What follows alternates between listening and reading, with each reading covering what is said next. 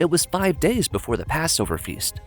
This was a time for God's people, the Israelites, to remember how God saved them from slavery in Egypt.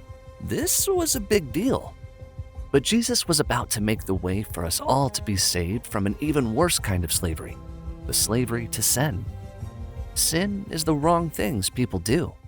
Jesus came to Jerusalem to celebrate Passover, and when he did, a crowd of people carrying palm branches welcomed him as their king, their Messiah.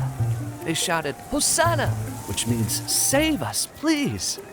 Jesus was going to save them, all right, but not in the way they thought he would. Not everyone cheered for Jesus, though.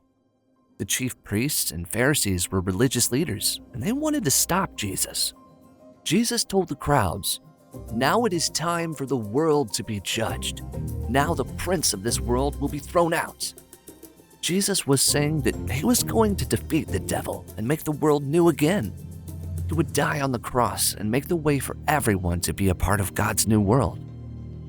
But the crowds didn't understand. How could the Messiah die? As the time for the Passover feast grew nearer, Jesus shared an evening meal with his disciples, whom he loved very much. He knew he would be leaving them soon, so he began to wash their dusty feet. This was usually the job of a servant. Jesus was their teacher, not their servant, so Peter spoke up. "You will never wash my feet." But Jesus said, "Unless I wash you, you can't share life with me." Jesus was washing their feet as a picture of how he cleaned sin out of our hearts.